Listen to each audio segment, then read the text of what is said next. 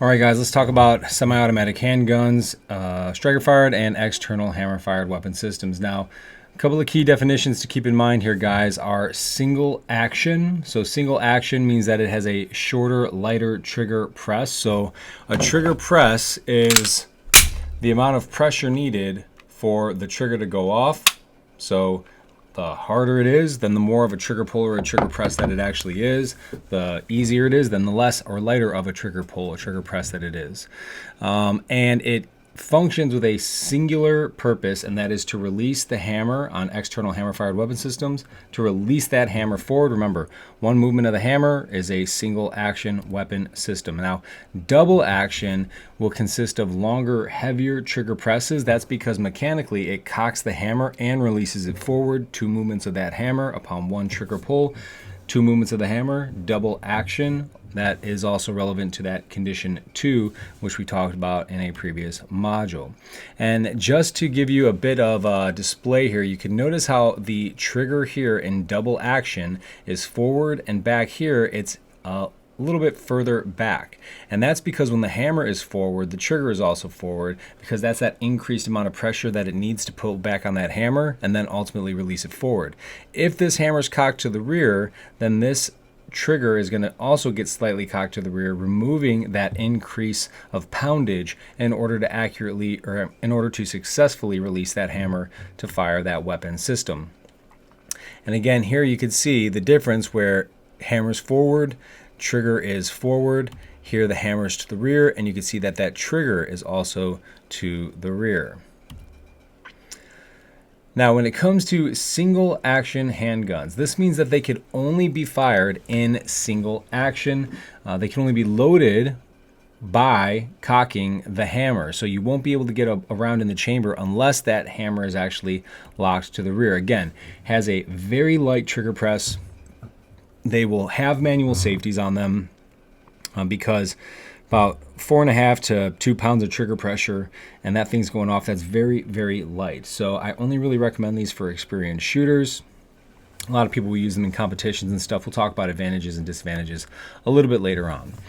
Going back here to the diagram of nomenclature, again, guys, you can see that it has a safety, it has an external hammer, rear sight, front sight, the slide, the takedown lever, because that will actually pop out, but it also serves as the slide catch, and then the magazine releases that button that you push right there.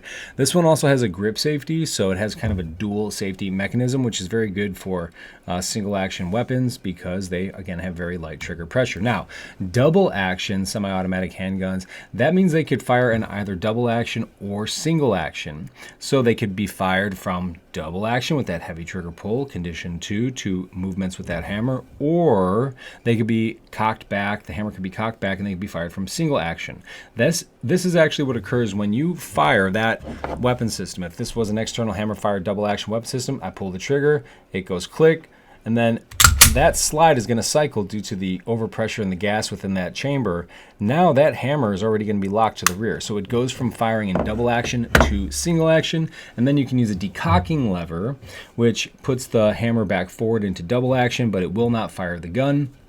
Usually the decocking lever, usually not always, will actually be the safety itself. So when you put the safety on, it actually decocks that hammer in double action handguns. So single action, only fired from single action. Double action can be fired from both single and double action. And you can see here, same type of nomenclature. The only big difference is the decocker in this one. Now, double action only semi-automatics, otherwise known as internal hammer-fired weapon systems, so hidden hammer spur. It's essentially on the inside of the gun. There's nothing you could do. It's just going to be a double action handgun because the hammer is actually encapsulated inside of the actual weapon itself. Oftentimes also confused with a striker-fired handgun. Striker-fired, instead of using a hammer to drive the action, it utilizes what's called a striker firing pin, which means that it just gets held back under tension, and ultimately it mimics the double action trigger pull, trigger press. So for example, this is a striker-fired handgun. It is not an internal fired handgun. And when you start to learn the differences between these ones, you could see that this right here I don't know if you can see that or not, but this is the striker pin, and it gets held back under tension and then released forward in order to send that gun off. So mimics double action, but it's technically striker. It also has multiple internal safeties, if you will, or safety mechanisms to prevent it from going off whenever it gets dropped. Now to see this in action here,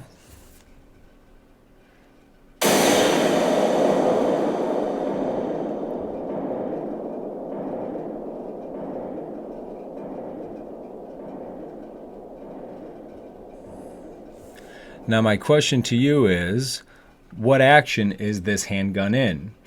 It's in single action. Notice how when he pulls the trigger, the hammer only makes one movement forward, sending that gun off. And so this is a single action handgun.